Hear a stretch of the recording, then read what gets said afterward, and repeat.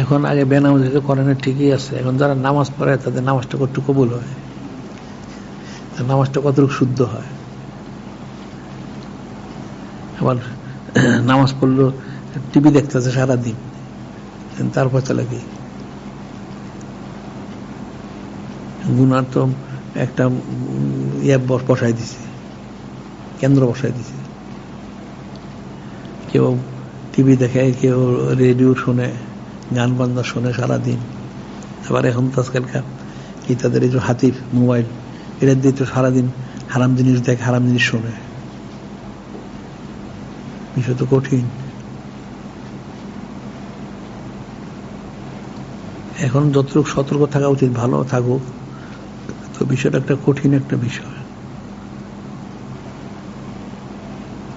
আগের যুগে যেমন সহজ ছিল, এই সহজটা এখন নাই। আর এই কাফেররা এত ষড়যন্ত্র চক্রান্ত করছে, মুসলমানদের বুঝেই না, মুসলমানদের বুঝার বাইরে। এখন এই টিভিটা দিছে, তারপরে এই যে হাতি ফোন, মোবাইলটা, এটা তার একটা শয়তানের একটা দিয়ে দিছে কেন্দ্র।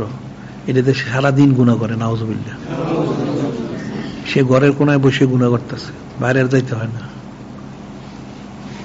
বিষয়টা তো কঠিন বিষয়।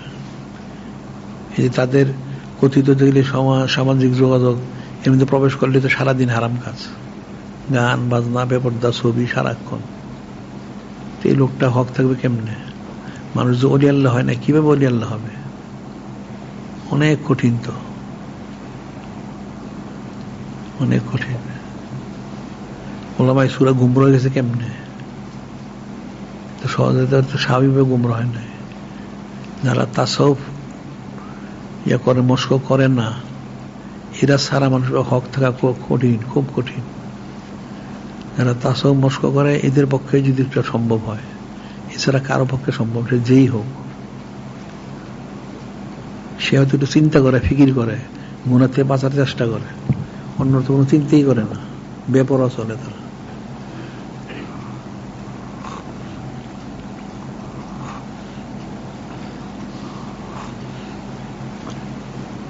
এখন মসজিদগুলির মধ্যে ক্যামেরা বসাইছে, তাহলে মানুষ কত নিচে নামছে, এমন তো ফিকিরই করেন। এটা মানুষ যে কত কুফরের মধ্যে প্রবেশ করছে, এটা তো মানুষ নিজেই বুঝে না। মসজিদের মধ্যে ক্যামেরা থাকে কেমনে? এটা কঠিন বিষয়।